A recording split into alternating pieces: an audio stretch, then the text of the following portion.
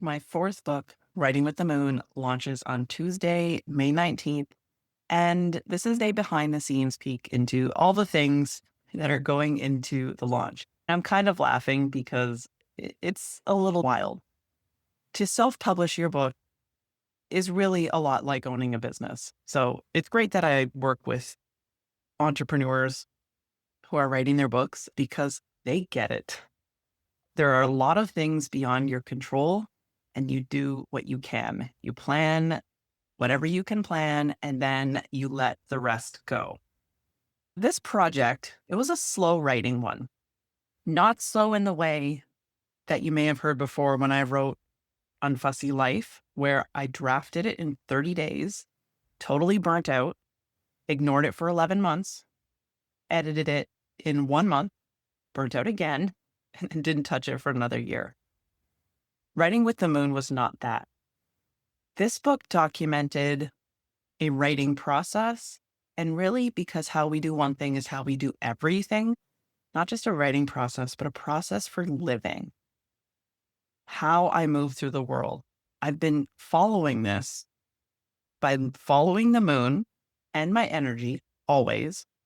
I'm never ignoring my body. I'm not putting the planets first. I'm paying attention to that and then moving where I'm led. And then I started writing this book March 2024 on the first day of Aries season. Astrologically, the first day of Aries season is like the energy of New Year's Day when you're following that kind of a calendar. Because I only loosely look to that kind of calendar because we live in this world where everyone agrees that that's the time that we follow. I still look to it, but I treated the first as January 1st, and I do every year. The process for writing came together fairly quickly. I started writing in Aries season, and I worked on a sign at a time. I take you through the 12 zodiac signs. Every time the moon moved into a new sign, I would write about that particular sign. So I was working with the moon, which is the mood of the day, working with that energy to work on the sign. And I follow my own advice where I spend roughly 2 weeks from the new moon to the full moon drafting, outlining, quick surrendered first draft kind of writing. Then I might take a pause. And I don't necessarily write every day. And I don't think I did when writing this book. In the beginning, I may have touched it lightly each day. The moon travels through a zodiac sign roughly every 2.5 days. So I had roughly 2.5 days to draft each chapter. Now, just because I drafted it once over 2 days, and this might mean 30 minutes or so, an hour here and there, it's not a significant amount of time. And writing is quick when you tune out the noise, you're not thinking, and you let yourself flow. I did not do any research to prepare for the writing. I took what I already knew and felt about the signs. I intentionally tuned out any astrologers while I was drafting it because I wanted to keep their voices out of it and keep it clean. I wanted it to be truly mine. And not mine as in the fact of I own it, as in a co-creation with God, letting the words land where they might. And then as we moved through the moon signs, I would refine and I would edit each section when the moon was traveling through that sign. Editing for the first several months was more like revising, adding here and there, doing things like that. Once it was all together, I started testing the material with my writing community. Even though I hadn't had all the material together, I was still leading my writing community, the Intuitive Writing Studio, through the daily process. For the past 2 years or so now, in the community, I've been sending a daily voice memo, which is 5 minutes or less. Sometimes it's only a minute and a half, or sometimes it's just a couple typed words if I'm not speaking that day. And it gives everyone some guidance on the moon, the mood of the day, how we're working with it, how you can make the most of it, some suggestions and tips, and a couple writing prompts if they need that to get going. So I did that. And then once I had the book together, I worked with the material every single day with the community live. Each month inside the community, every time the sun changes zodiac signs, which is roughly every 30 days or so, we would close out the last season with some reflection prompts and welcome the next season. This was also where I was testing the material. I was teaching each month, talking about what was coming up, the energy we could work with, and going with it a month at a time, day by day. So not only was I testing this material with my community, I was living it, and I wrote the book with the process that I teach in the book. It is so very meta. I loved writing this book. It was so easy, so fun. It didn't feel nearly as challenging or heavy as Unfussy Life did. I actually thought I was doing something wrong. It was so easy. But this was the insight in when you are working with the energy, when you are paying attention to your body and looking after your body, good food, sun, grounding, prayer, daily meditation, moving through life intentionally. That is all the difference. And I know I've grown personally tremendously since I first drafted Unfussy Life. That first draft started in 2017. That was a long time ago. That was almost 10 years ago. Like, how different of a person are you from 10 years ago? The project took 2 years. And on Sunday night, I hit publish on the paperback on Amazon.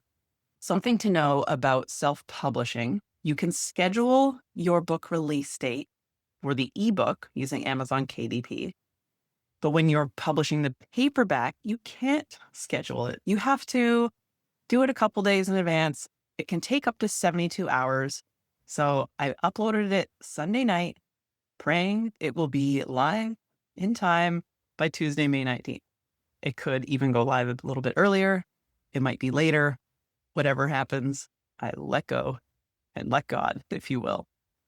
And I was on the couch Sunday night, finalizing the files, and there was the button to hit submit or publish. I forget what it actually said. And my daughter was sitting next to me, and I showed her. I said, I'm about to publish my book. I said, do you want to press the button? She was so excited. She's like, yeah. She didn't even hesitate. It was just like, oh, there's the button, click, which I love. I love that energy. It was very exciting. She just did it. Like, no thinking, no reading over. And then she asked me, how long did it take to get all this together and put in all this information? Like, she was looking at all the Amazon backend information. Like, well, the information, that plugged in within, I don't know, 20 minutes or less with a little bit of planning. But I said, the book took me 2 years. And her eyes grew wide. She's like, 2 years? So to a 14-year-old, that feels like a long time. And if you tell a new author that their book publish date is going to be 2 years from the time they begin writing, that can bring up a lot of feelings. Some people resist that and they're like, oh no, I want it to happen much faster. There's a lot that goes on behind the scenes when you are finalizing, doing the book proof. I hire an editor, proofreader, cover designer. There's lots of little moving pieces that happen in there that all align. And while you can skip a lot of those, I don't recommend it, because having a physical proof in your hand, having a second or third or even fifth set of eyes on your materials, depending on what you're writing, is so helpful and totally worth the time that it takes. Now, the month or so leading up to the book release date has been one of my busiest months. A few clients also wrapped up their books. So I was doing some book editing. I had out-of-town visitors. We had a planned trip to Universal. Going to Universal Studios the weekend before your book release, while some people might think that's crazy, I actually think it was great, because it really got me away from thinking and planning and all the things I want to do with the launch. Even though, yes, a lot of it is planned, it really brought me into my body and let me be present and have fun. And I really, truly know that writing is fun and can be fun for so many people. Of course, that depends on what you're writing. Your topic might not be fun, but I truly believe that when you're working with the energy that's available to all of us, with your own energy, writing can really flow and feel good. And that is what I hope this book will do for you. Things also aren't perfect. There was a pricing discrepancy with Ingram Spark. So, Ingram is the gold standard for publishing. If you want your book to live in any bookstore or for large orders, it needs to live there. I uploaded the cover and the inside, and on the back cover, there's pricing for the US and Canada. And I forgot to update the pricing detail when filling that in for Canada. So they kicked it back. So there's a discrepancy. You need to fix this. I fixed it, responded to their customer support message, and got an automated message that said they're having higher than normal customer support messages right now. So I wait. So Amazon may or may not be available in paperback on the 19th. It might be the 18th. It might be the 20th, if all goes well. I know the ebook could be ready on the 19th, though. That is for sure coming out. It's not perfect. This is the fun of being a self-published author, and it's all great. So how did I pick the book release date? You might just say, whenever it's done, I'll release it. I planned it astrologically, of course. I just wrote a book about the moon. So typical book release dates are Tuesdays. So I knew I wanted to pick a Tuesday, and I also wanted to pick a time where the moon was waxing. So sometime after the new moon, right around the full moon. So even though after a full moon, technically it's waning, I still like to launch in between those windows. The reason why, the light is growing brighter in the sky. There's more light being reflected back to us. Like the moon is a great big spotlight that we can use to shine a light on whenever we want to shine a light on. For me, I want to shine a light on that project. And with the light growing in the sky, I wanted more light with my book release to support it, to help it grow in the light. And a book has its own cycles. I read an article years ago on the idea of book birthdays. Now, some people equate writing a book to having a baby. Many women who have written books can attest to this. Like having a baby, you don't expect your child to go to college on day one. Now, college in the book's eyes is best-selling list, interviews being requested, podcast appearances, all the things. It doesn't necessarily happen that way. A book grows in its own time. Now, I could go down a whole other rabbit hole of how people land on bestsellers lists. Side note, to become a bestseller on Amazon is ridiculously easy and everyone can do it. I show my authors how to do that. Not hard at all. So when you see best-selling author, just know literally everyone can be a best-selling author. And people use that phrase in their marketing because it makes the book sound good, because it's best-selling. If everyone else wants it, then of course you should want it too. So I picked a Tuesday, and the Tuesday is a few days after the last new moon we had, which was in Taurus. And the Taurus season is winding down. It will launch on the last full day of Taurus season, right before Gemini season. So it's fitting that this book arrives right at a threshold. The end of one season, the edge of another, and a season of communication at that. A book about cycles launched at the turn of one. I couldn't have planned this any better if I tried. And as you can hear, I kind of tried and did my best. Taurus season, which we are coming out of now, and will be here until Wednesday, May 20th, asks us to build slowly, stay grounded, trust our bodies, and build something that lasts, tending to what matters most.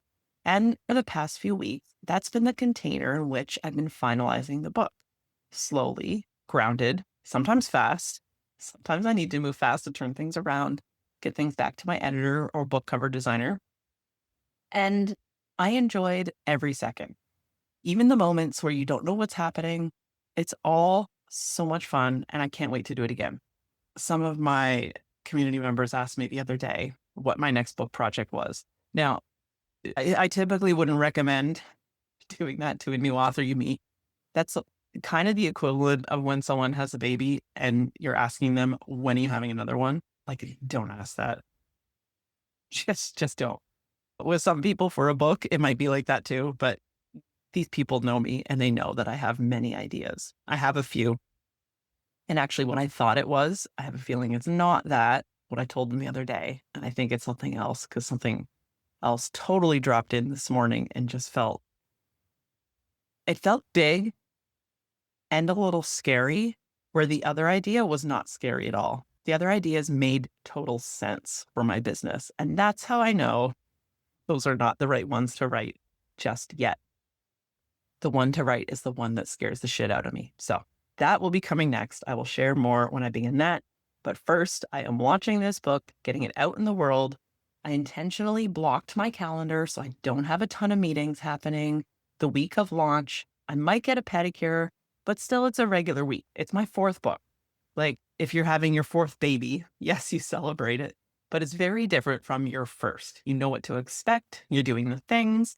I have a plan. I have a bunch of book release bonuses, which I'm very excited about.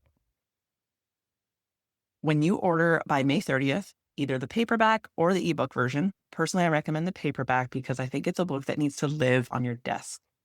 Although I can make a case for seeing a ebook version too. When you order either one, you get the Writing with the Moon launch bundle. So there are 5 things in there. One is the June lunar writing calendar, daily moon phases, signs, and a writing intention for each day of the month. So you can start using the method. You'll have the book with you, but you'll also have a calendar in front of you to help guide you. 10 bonus prompts for your moon sign. So this is a personalized set of prompts to go deeper with your specific energy. And if you don't know how to find your moon sign, the book resources will help you do that.